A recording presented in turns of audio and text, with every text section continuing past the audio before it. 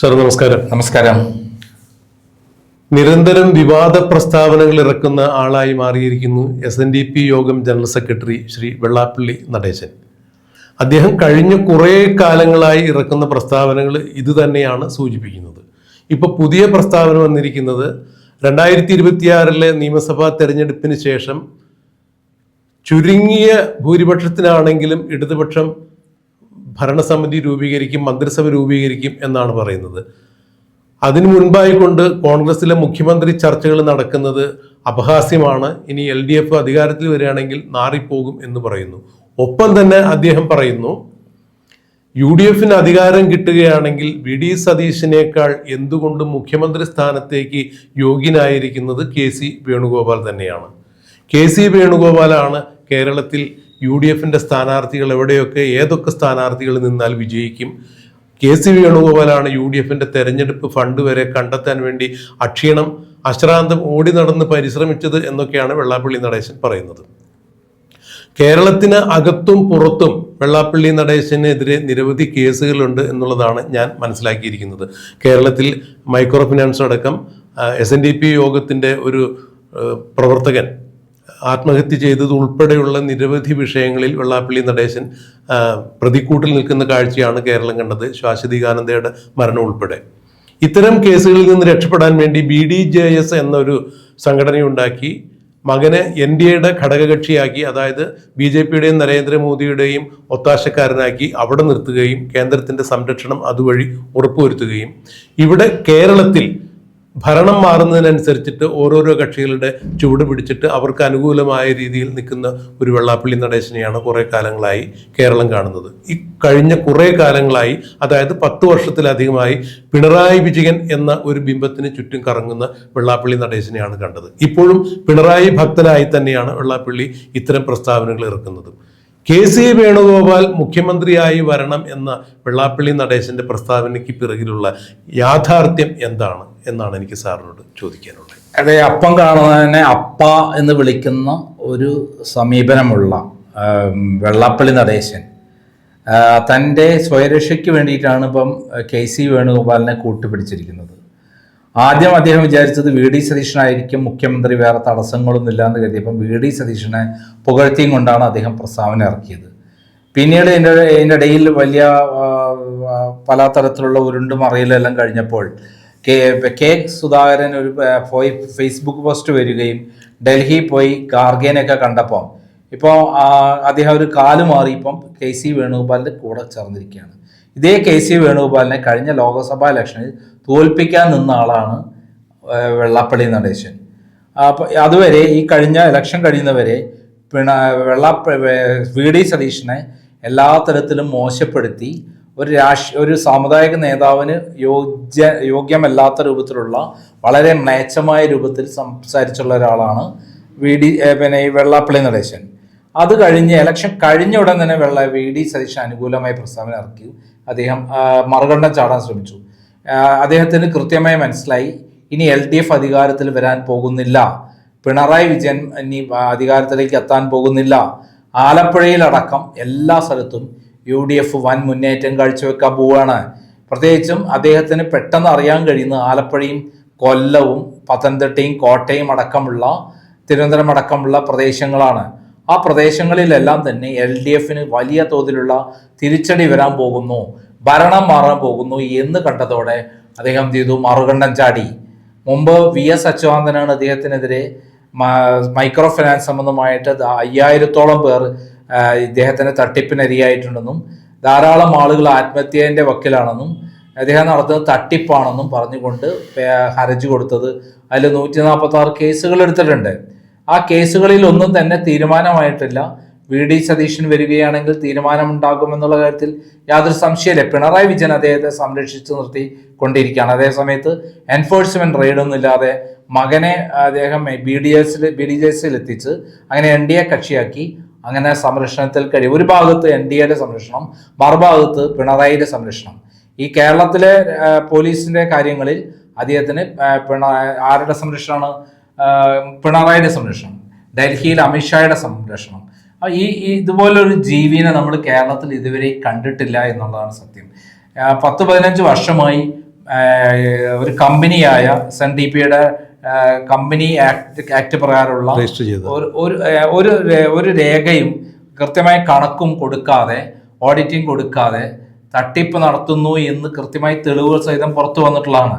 അങ്ങനെ അദ്ദേഹത്തിന് SNDP-യുടെ സംസ്ഥാന പ്രസിഡന്റായിട്ട് ഇരിക്കാൻ, സംസ്ഥാന സെക്രട്ടറിയായിട്ട് ഇരിക്കാനുള്ള യാതൊരു യോഗ്യതയും ഇല്ല എന്നുള്ള കാര്യം വന്നിരിക്കുകയാണ്. ഈ സന്ദർഭത്തിൽ അദ്ദേഹം നിരവധി കേസുകളിലാണ് കുടുങ്ങാൻ കിടക്കുന്നത്. ഒന്നാമത് മഹേഷിന്റെ മരണം, SNDP ചേർത്തല യൂണിയനിലെ ഇദ്ദേഹത്തിന്റെ വലങ്കൈയായിരുന്ന മഹേഷ് എഴുതി വെച്ച കുറിപ്പിൽ വളരെ ഗുരുതരമായ ആരോപണങ്ങളാണുള്ളത്. മൈക്രോ ഫിനാൻസ് എന്ന് പറയുന്നത് ഗവൺമെന്റ് കൊടുത്ത ഫണ്ടിൽ നിന്ന് അദ്ദേഹം വലിയ കോടിക്കണക്ക് കൂടുതൽ പലിശയ്ക്ക്, വട്ടിപ്പലിശയ്ക്ക് സാധാരണക്കാരായ SNDP പ്രവർത്തകർ കൊടുക്കുകയും അത് അവർ അവസാനം പണമടയ്ക്കാൻ പറ്റാതെ അവസ്ഥ വന്നപ്പോൾ 5000-ഓളം ആളുകളുടെ വീട് ജപ്തി ചെയ്യാനുള്ള സ്ഥിതി എത്തിയിരിക്കുകയാണ്. പലരും ആത്മഹത്യ ചെയ്തിരിക്കുകയാണ്. അതിൽ ഒരാൾ മാത്രമാണ് മഹേഷ്. മഹേഷിന്റെ കത്തിൽ ഇതെല്ലാം വളരെ വിശദമായി പറയുന്നുണ്ട്. ഒരു ആത്മഹത്യാക്കുറിപ്പ് എന്ന് പറയുന്നത് മരണം വഴിയായി കാണുന്നത് കൊണ്ട് വെള്ളാപ്പള്ളി നടേശനും അതേപോലെ മകനും ജീവപര്യന്തം തടവിന് പോകേണ്ട ആൾക്കാരാണ്. 10 വർഷമെങ്കിലും ജയിൽ ശിക്ഷ കിട്ടേണ്ട ആൾക്കാരാണ്. അപ്പം അത് കൊലപാതകത്തിന് തുല്യമായ ഒരു കാര്യമാണ് ആത്മഹത്യാക്കുറിപ്പ് എന്ന് പറയുന്നത്. മരണമൊഴിയാണ്. അങ്ങനെയുള്ള കാര്യങ്ങളിൽ നിന്നൊക്കെ ഇത്രയും കാലം രക്ഷപ്പെടുത്തി കൊണ്ടുവന്ന് പിണറായി വിജയന് സ്തുതി പാടി അദ്ദേഹം പിണറായി വിജയൻ പിണറായി വിജയൻ ഇദ്ദേഹത്തെ നവോത്ഥാന നായകനാക്കി. പിന്നീട് BJP-യുടെ താല്പര്യപ്രകാരം പിണറായി വിജയനെ കൊണ്ട് ഇദ്ദേഹത്തെ കൊണ്ട് മുസ്ലിം വിരുദ്ധ പ്രസ്താവനകൾ ഇറക്കി. മലപ്പുറത്തും മറ്റും പോയി ഇദ്ദേഹം മുസ്ലിം വിരുദ്ധ പ്രസ്താവനകളൊക്കെ ഇറക്കി. അങ്ങനെ കേരളത്തിൽ ഹിന്ദു, മുസ്ലിം, ക്രിസ്ത്യൻ ഒരു ഇതുണ്ടായി, വേർതിരിവുണ്ടാവുകയും വിഭാഗീയത ഉണ്ടാവുകയും ക്രിസ്ത്യാനികളും മുസ്ലിങ്ങളും ഒറ്റക്കെട്ടായി UDF-ലേക്ക് പോവുകയും ചെയ്തു. ഇദ്ദേഹത്തിനോടുണ്ടായ ഗുണമാണ്. മാത്രമല്ല ശബരിമലയുടെ പ്രശ്നം വന്നപ്പോൾ ഇദ്ദേഹം പിണറായി വിജയൻ ശബരിമല പ്രശ്നത്തിൽ ഇദ്ദേഹത്തെ ഉപയോഗിച്ചെങ്കിലും നവോത്ഥാന നായകനായിട്ടും അതേപോലെ ആഗോള സംഗമമൊക്കെ നടത്തിയെങ്കിലും അതിൽ ഇദ്ദേഹത്തെ കയറ്റിക്കൊണ്ടുപോയത് കൂടി ഒന്നും കൂടെ ശക്തമായി മുസ്ലിം ക്രിസ്ത്യൻ വിഭാഗം ഒരുമിച്ച് UDF-ലേക്ക് പോകുന്നത്. CPM-ന്റെ കുറെ വോട്ടുകൾ നഷ്ടാവുന്ന സാഹചര്യത്തിലേക്ക് കാര്യങ്ങൾ മാറി. ഇപ്പോൾ ഈഴവരുടെ വോട്ടടക്കം ഇദ്ദേഹമായിട്ടുള്ള ബന്ധത്തിന്റെ പേരിൽ ഈഴവരുടെ വോട്ടടക്കം BJP-യിലേക്കും കുറെ കോൺഗ്രസിലേക്കും പോയിരിക്കുകയാണ്. ഈ അർത്ഥത്തിൽ എല്ലാം തകർന്ന് തരിപ്പണായി നിരാശനായ വെള്ളാപ്പള്ളി നടേശൻ ഏത് സമയത്ത് അറസ്റ്റ് ചെയ്യപ്പെടാം, കുടുങ്ങും എന്നുള്ള സന്ദർഭത്തിലാണ് ആദ്യം VD സതീശനെ പുകഴ്ത്തി. അധികം കഴിഞ്ഞില്ല അദ്ദേഹത്തിന് മാറ്റി പറയാൻ. ഇപ്പോൾ KC വേണുഗോപാലിനെ പുകഴ്ത്തിയിരിക്കുകയാണ്. KC വേണുഗോപാൽ അത്ര സ്ട്രോങ് ആയി നിൽക്കുന്ന ആളല്ല. വെള്ളാപ്പള്ളിയുമായിട്ട് ധാരണ പോകാൻ വേണമെങ്കിൽ അദ്ദേഹം തയ്യാറായി വരും. അപ്പം വീണ്ടും പഴയ സമുദായങ്ങളുടെ താഴെ കാൽക്കീഴിൽ കോൺഗ്രസ് സംഘടനയെ കൊണ്ടുവെക്കാനുള്ള പരിപാടിയാണ് ഈ വിധത്തിൽ KC വേണുഗോപാൽ ചെയ്യുന്നതും കൂടി നമ്മൾ മനസ്സിലാക്കേണ്ടതുണ്ട്. അല്ല, അവിടെ മറ്റൊരു കാര്യം എടുത്തു പറയേണ്ട കാര്യം, VD സതീശൻ തെരഞ്ഞെടുപ്പിന് മുൻപ് തന്നെ കാര്യങ്ങൾ വ്യക്തമാക്കിയിരുന്നു. സാമുദായിക ആചാര്യന്മാരെ ഒന്നും ഞാൻ നിഷേധിക്കുന്നില്ല, അവർ അർഹിക്കുന്ന ബഹുമാനത്തോടുകൂടി കാണുന്നു. എന്നാൽ ഇവരുടെ ആരെയും തിണ്ണനിരങ്ങാൻ ഞാൻ പോകില്ല, കാല് പിടിക്കാൻ പോകില്ല എന്ന് അദ്ദേഹം പറഞ്ഞിട്ടുണ്ടായിരുന്നു. ഇത് വെള്ളാപ്പള്ളിയെയും സുകുമാരൻ നായരെയും എല്ലാം വളരെ വലിയ രീതിയിൽ തന്നെ ചൊടിപ്പിച്ചിട്ടുണ്ടായിരുന്നു. പക്ഷേ ഈ രമേശ് ചെന്നിത്തല അടക്കമുള്ള ആളുകൾ, ഇപ്പോൾ സാർ ഉൾപ്പെടെയുള്ള ഇന്റർവ്യൂവിൽ അത് എടുത്തു പറഞ്ഞിട്ടുണ്ടായിരുന്നു. VD സതീശൻ വെള്ളാപ്പള്ളി നടേശൻ തമ്മിലുള്ള ആ പോരിനെ കുറിച്ച് ചോദിച്ചു കഴിഞ്ഞപ്പോൾ ഞാൻ സാമുദായിക ആചാര്യന്മാരുടെ ഇത്തരം കാര്യങ്ങൾക്ക് മറുപടി പറയാറില്ല എന്ന് പറഞ്ഞ് സാറിന്റെ ചോദ്യത്തിന് ഒഴിഞ്ഞു മാറുന്ന രമേശ് ചെന്നിത്തലയെ കണ്ടത്. അതായത് KC വേണുഗോപാൽ അടക്കം സാമുദായിക നേതാക്കന്മാർ പറയുന്ന കാര്യങ്ങൾ തെറ്റാണെങ്കിൽ തെറ്റാണെന്ന് പറയാൻ ആർജവം കാണിക്കില്ല എന്ന് വെള്ളാപ്പള്ളി നടേശനറിയാം. അതുകൊണ്ട് തന്നെ KC വേണുഗോപാൽ മുഖ്യമന്ത്രിയായി എത്തുകയാണെങ്കിൽ സാറ് നേരത്തെ സൂചിപ്പിച്ച പോലെ വെള്ളാപ്പള്ളി നടേശനും കുടുംബത്തിനും എതിരെയുള്ള കേസുകളിൽ അടക്കം ഏതെങ്കിലും തരത്തിൽ ഒത്തുതീർപ്പുണ്ടാക്കാൻ സാധിക്കും എന്നുള്ള ഒരു ധാരണയിലാകുമോ ഇപ്പോൾ KC വേണുഗോപാലിനെ അദ്ദേഹം പിന്തുണയ്ക്കുന്നത്?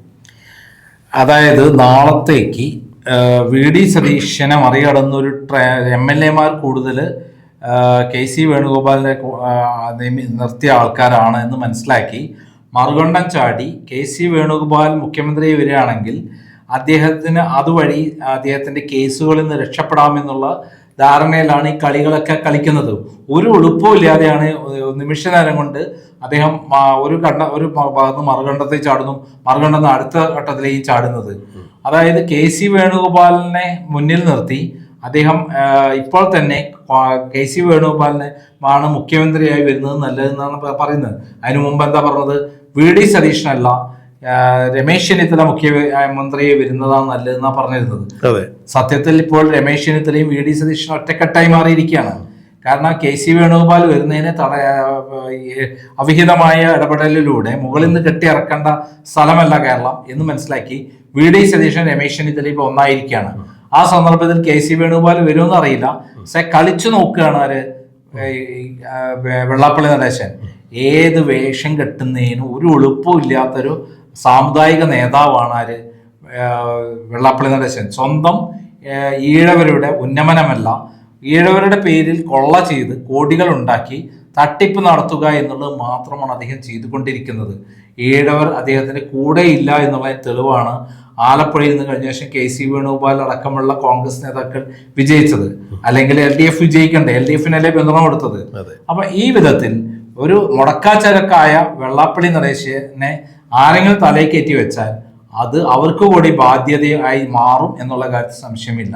കുറെ കാലം പിണറായി കൊണ്ടുവരുന്നത് പിണറായിക്ക് കൃത്യമായ സാമുദായിക വേർതിരിവുണ്ടാക്കാൻ വേണ്ടിയിട്ടും കുറെ ഇദ്ദേഹം കട്ടുപിടിച്ച കുറെ പൈസ സ്വന്തമാക്കാനും വേണ്ടിയിട്ടാണ് പിണറായി വിജയൻ ചെയ്തത്. പിണറായി വിജയന് പണം കിട്ടിയാൽ മതി, പിന്നെ ഇലക്ഷന് ഇവരുടെ സഹായം കിട്ടിയാൽ മതി. അല്ല, ഒരു തത്വങ്ങളൊന്നുമില്ല, ആശയങ്ങളും ഇല്ലാത്തൊരു മനുഷ്യനാണ് പിണറായി വിജയൻ. VS അച്യുതാനന്ദനെ പോലുള്ള വ്യക്തിത്വമുള്ള ആളല്ല, കുറച്ചെങ്കിലും എളുപ്പമുള്ള ആളാണ് പിണറായി എങ്കിൽ VS അച്യുതാനന്ദൻ കൊടുത്ത കേസുകളെല്ലാം അത് ഏറ്റെടുത്ത് കൃത്യമായി അതിനെ അദ്ദേഹത്തെ പിടിച്ച് ജയിലിലിടേണ്ട കാലം എന്നോ കഴിഞ്ഞിരുന്നു. അദ്ദേഹം ജയിലിൽ നിന്ന് ഒരിക്കലും ഇറങ്ങൂല. കാരണം 10,000-ഓളം കേസുകളാണ് അദ്ദേഹത്തിന്റെ പേരിൽ എടുക്കേണ്ടത് മൈക്രോ ഫിനാൻസ് വഴി. അപ്പം എത്രയോ ആളുകൾ ആത്മഹത്യ ചെയ്തിട്ടുണ്ട്, എത്രയോ ആളുകൾ കുടുങ്ങിക്കൊടുത്തിരിക്കുകയാണ്. അപ്പൊ ഇത് എത്രയോ 156 FIR ഇട്ട് കഴിഞ്ഞു ഹൈക്കോടതി നിർദ്ദേശപ്രകാരം. അപ്പൊ ഈ വിധത്തിലാണ് വെള്ളാപ്പള്ളി നടേശൻ ഏത് വേഷം കിട്ടും. നാളെ സ്ത്രീ വേഷം കെട്ടണമെന്ന് അതും കെട്ടും, മറ്റൊരു വേഷം കെട്ടണമെന്ന് അതും കെട്ടും. ശരിക്ക് കേരളത്തിലെ ഒരു യൂദാസ് ആണ്, അല്ലെങ്കിൽ ശകുനിയാണ് ഈ പറയുന്ന വെള്ളാപ്പള്ളി നടേശൻ എന്ന് വേണമെങ്കിൽ പറയാൻ പറ്റും. മാറി മാറി വരുന്ന ഭരണത്തിനെ അനുകൂലിച്ചുകൊണ്ട് നിലപാട് മാറ്റുന്ന ഒരാളായി മാത്രം വെള്ളാപ്പള്ളി നടേശനെ വിലയിരുത്താനും സാധിക്കുകയുള്ളൂ എന്നാണ് സാറ് പറഞ്ഞതിൽ നിന്ന് എനിക്ക് മനസ്സിലായത്. സ്വന്തം താല്പര്യങ്ങൾ സംരക്ഷിക്കുന്നതിന് വേണ്ടി ഏത് മുന്നണിയിലായാലും അങ്ങോട്ടും ഇങ്ങോട്ടും ചാടി മറിഞ്ഞ് സ്വന്തം നിലനിൽപ്പിന് വേണ്ടി പ്രയത്നിക്കുന്ന ഒരാളായിട്ട് മാത്രമാണ് ഇപ്പോൾ സാറിൻ്റെ വാക്കുകളിൽ നിന്ന് വെള്ളാപ്പള്ളിയെ മനസ്സിലാക്കാൻ സാധിച്ചത്. കാലം അങ്ങനെ വെള്ളാപ്പള്ളിയെ വിലയിരുത്താനുള്ള സാഹചര്യങ്ങളായിരിക്കും ഇനി വരും കാലങ്ങളിൽ ഉണ്ടാകാൻ പോവുക എന്നുള്ളതാണ് ഇപ്പോൾ ഉരുത്തിരിഞ്ഞിരിക്കുന്ന ഈ സംഭവവികാസങ്ങളിൽ നിന്ന് മനസ്സിലാകുന്നത്. എന്താണെന്നുള്ളത് കണ്ടറിയാം, കാത്തിരിക്കുക.